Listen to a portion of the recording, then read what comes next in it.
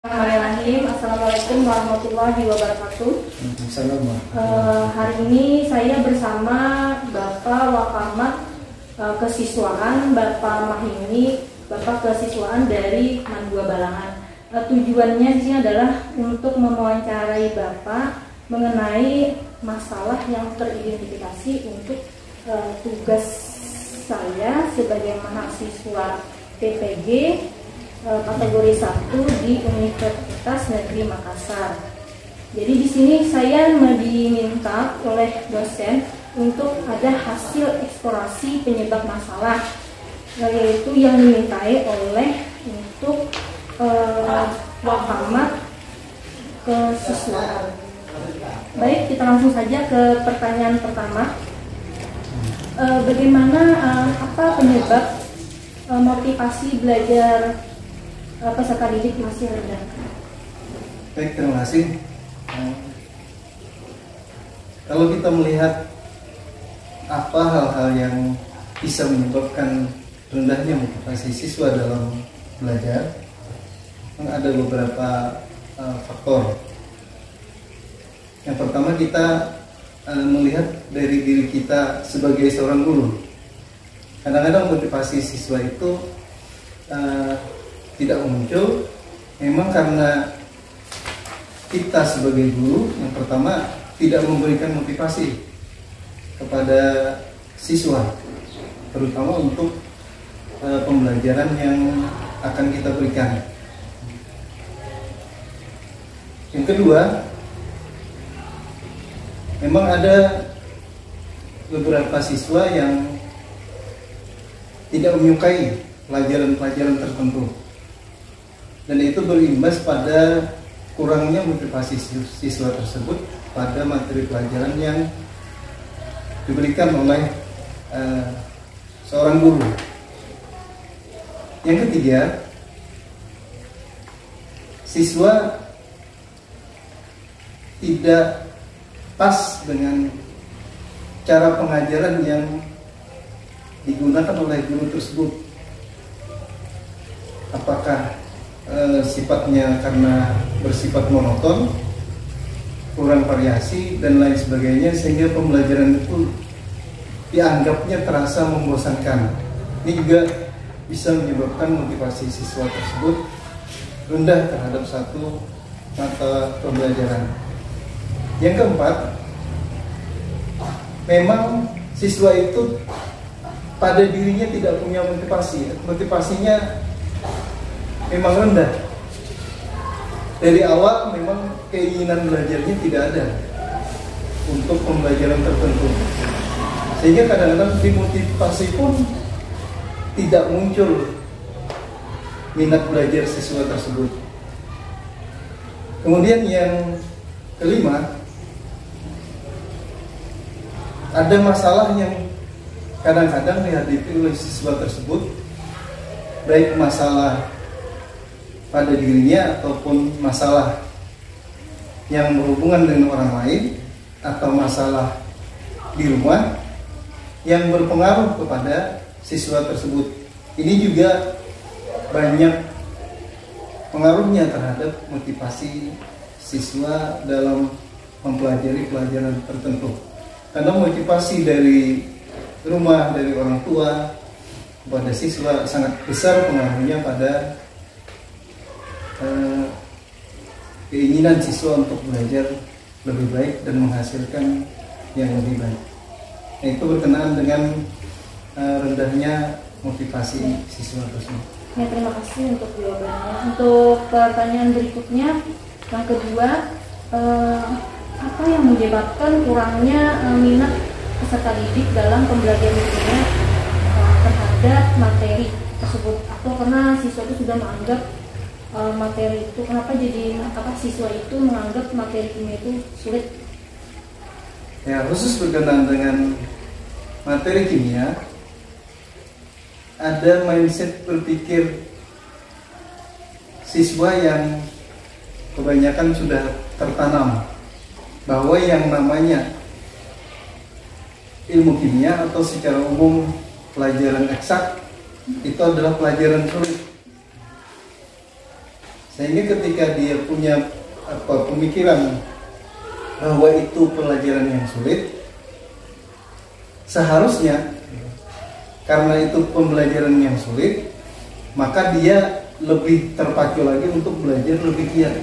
Tetapi kadang-kadang yang terjadi sebaliknya, minat belajarnya menjadi rendah karena dianggapnya tidak bisa mencapai hasil pembelajaran yang baik untuk materi pelajaran tertentu. Itu faktor dari dalam siswa. Dan juga terkait dengan motivasi tadi. Motivasi belajar kimia itu sendiri bisa menjadi faktor penyebab siswa kesulitan belajar kimia tadi, karena dia tidak punya keinginan untuk apa nanti pembelajaran itu digunakan, atau apakah hasil pembelajaran itu nanti bisa dipakai untuk pembelajaran selanjutnya, misalnya di perguruan tinggi. Kalau dia berkeinginan untuk kuliah tidak ada hubungannya dengan kimia, memang agak sulit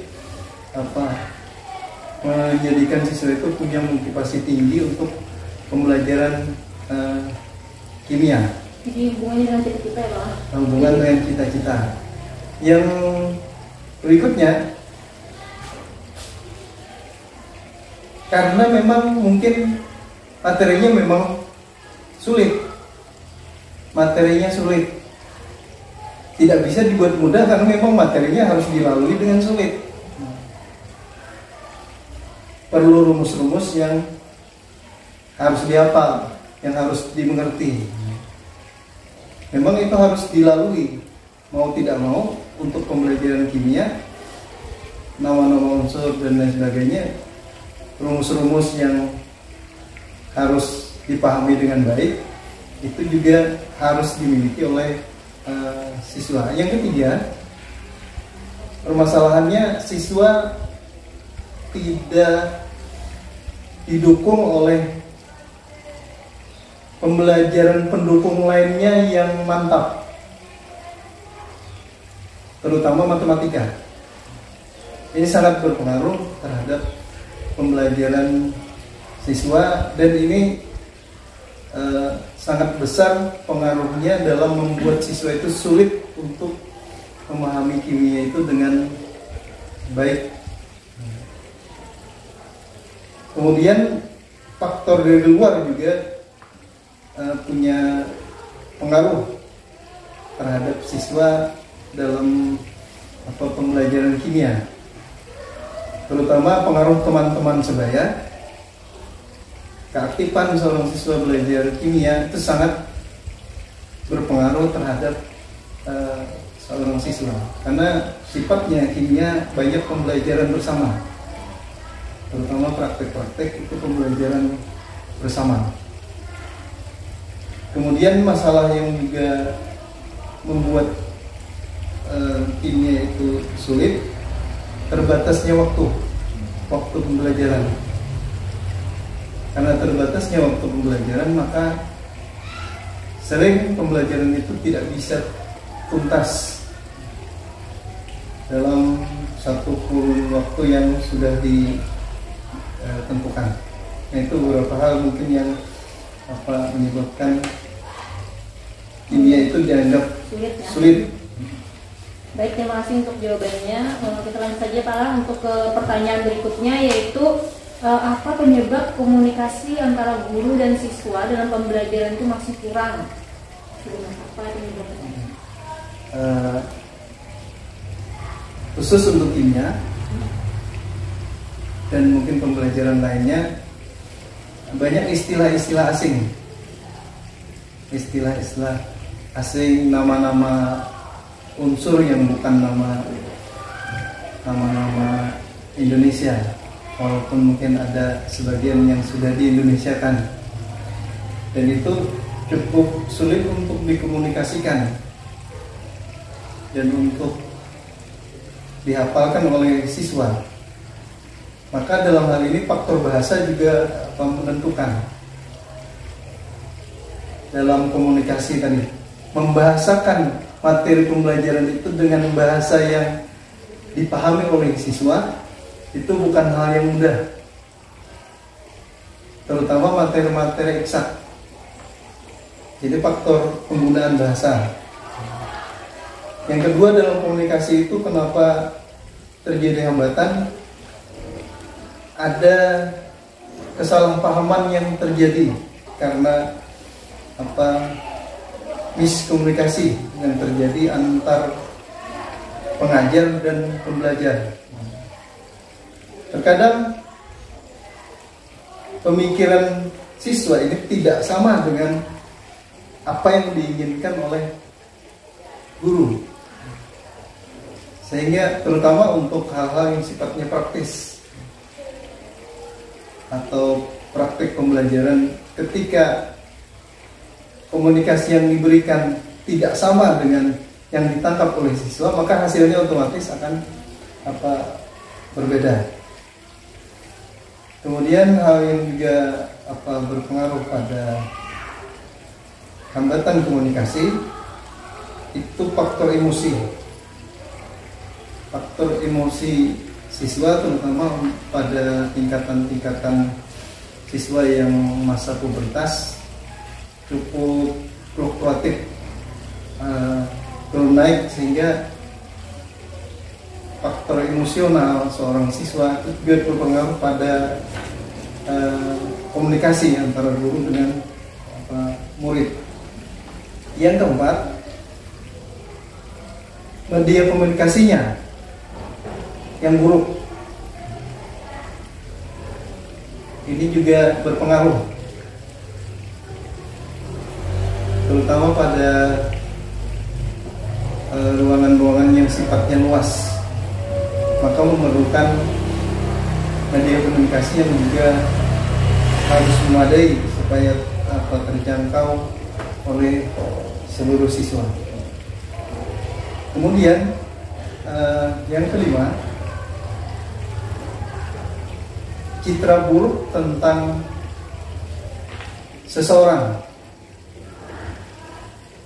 itu sangat berpengaruh pada komunikasi. Walaupun sebelumnya tidak pernah bertemu, tapi ketika sudah disampaikan, misalnya gurunya ini pemarah, gurunya ini seperti ini kondisinya, maka itu akan berpengaruh pada komunikasi antar guru, karena ada pemikiran yang tertanam sebelum terjadinya komunikasi. Itu yang faktor yang kelima. Dan yang berikutnya yaitu lingkungan yang tidak mendukung. Ketika kita ingin mengkomunikasikan pembelajaran dengan baik, tetapi terjadi keributan dan lain sebagainya, maka komunikasi itu bisa tidak tersampaikan dengan benar dan dengan cara yang seharusnya. Jadi suasana juga berpengaruh. Atau suasananya panas, situasi kelas cukup panas di siang yang sudah jam-jam ngantuk, cuacanya panas, maka mengkomunikasikan materi pembelajaran juga berpengaruh, ada pengaruhnya. Nah, itu beberapa hal tentang komunikasi. Berikutnya, pertanyaan berikutnya Pak, terima kasih untuk jawabannya. Untuk pertanyaan berikutnya adalah apa yang menjadi hambatan guru yang belum memaksimalkan model-model pembelajaran yang inovatif? Ya.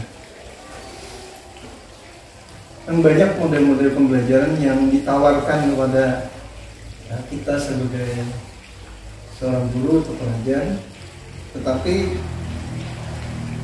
di lapangan ada kendala-kendala yang cukup berpengaruh terhadap penerapan model-model pembelajaran tersebut. Yang pertama, materi sangat mempengaruhi. Materinya sulit untuk diterapkan metode-metode tersebut atau model-model tersebut. Dan ketika model itu diterapkan, justru susah dipahami oleh siswa di lapangan.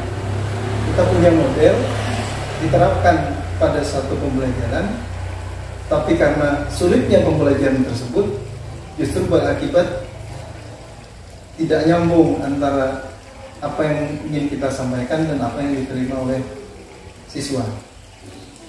Nah, yang kedua, daya tangkap siswa berbeda-beda.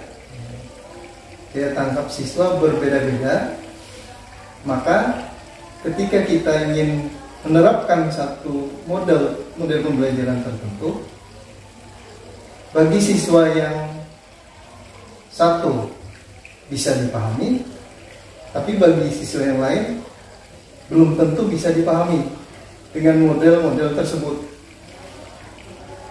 Tapi ketika kita mengambil berbagai model pembelajaran, terbentur lagi kita dengan minimnya waktu yang kita miliki. Kemudian kondisi kelas, yang ketiga kondisi kelas. Kondisi kelas sangat besar juga pengaruhnya pada model pembelajaran yang kita ingin terapkan. Kita ingin menerapkan model tersebut, tapi kondisi kelas tidak mendukung, fasilitas kelas tidak mendukung, fasilitas sekolah tidak mendukung, maka tidak bisa kita terapkan. Yang keempat tadi hubungannya sulitnya kita mengatur alokasi waktu. Alokasi waktu untuk model-model tersebut, karena sebagian model-model pembelajaran menguras waktu yang cukup banyak, sehingga bisa berakibat tidak selesainya materi yang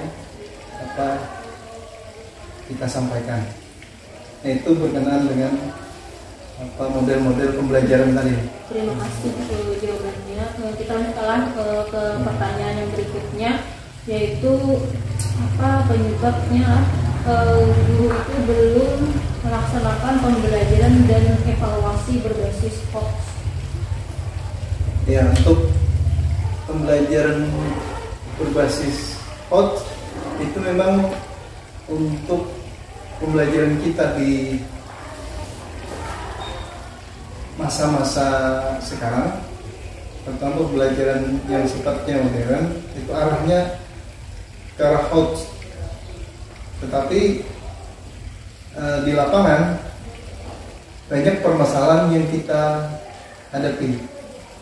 Permasalahan pertama berhubungan dengan daya jangkau siswa, daya nalar siswa, dan pengetahuan awal siswa terhadap sebuah permasalahan. Itu sangat berpengaruh. Kemudian yang kedua, siswa tidak terbiasa dengan pembelajaran HOTS, karena sistem kita siswa menerima apa adanya diberikan oleh guru, dan kebanyakan pembelajaran kita pembelajaran pasif. Ketika terbiasa dengan pembelajaran itu, maka sangat kesulitan ketika kita menginginkan bentuk pembelajaran HOTS. Kemudian yang berikutnya, jumlah siswa. Jumlah siswa yang terlalu banyak ini juga akan berpengaruh pada kesulitan untuk memfasilitasi proses pembelajaran kepada seluruh siswa. Nah, ini juga punya pengaruh dalam penerapan pembelajaran HOTS. Kemudian pembelajaran HOTS itu memerlukan setting waktu, setting kelompok, pengaturan yang ini juga cukup memakan waktu yang banyak. Sementara kita dikejar oleh batas pembelajaran yang harus diselesaikan. Nah, itu beberapa faktor yang berkenaan dengan host, berkenaan dengan siswa, tempat, dan waktu. Yang berikutnya, kemampuan guru tersebut ketika menginginkan untuk pembelajaran host, tidak semua guru bisa melakukan itu. Ini bisa menjadi kendala-kendala dalam menerapkan pembelajaran host di dalam kelas. Terima kasih atas jawabannya. Bagaimana Pak, kita lanjut ya pertanyaan berikutnya. Yang terakhir, yang keenam adalah apa penyebab guru itu kurang memanfaatkan media pembelajaran? Ya, berkenaan dengan media ini, yang pertama, memang medianya tidak ada. Masalah kita, medianya tidak ada di sekolah itu, terutama media yang berhubungan dengan pembelajaran kita. Kita ingin menggunakan media, tapi medianya tidak ada. Kalau media tidak ada, otomatis kita buat. Permasalahannya, ketika membuat media, biayanya mahal, terbentur lagi oleh faktor biaya. Kemudian yang ketiga, kurangnya fasilitas pendukung media itu sendiri. Kita punya media, kita punya alat, tetapi tidak didukung oleh fasilitas yang mendukung alat tersebut, sehingga tidak bisa tergunakan dengan baik.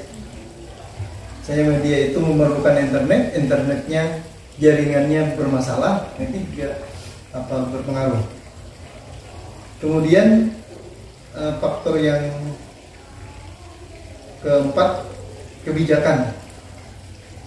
Faktor kebijakan dari pihak-pihak terkait yang memang tidak mewajibkan setiap guru menggunakan media, tidak ada penekanan.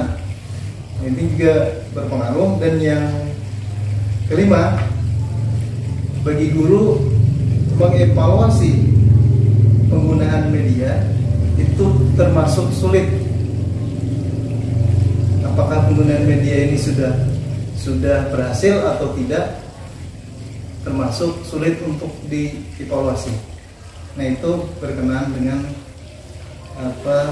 kendala dalam menggunakan media pembelajaran. Iya. Demikian wawancara. Terima kasih Bapak atas waktunya dalam wawancara kita kali ini. Terima kasih. Assalamualaikum warahmatullahi wabarakatuh. Waalaikumsalam warahmatullahi wabarakatuh.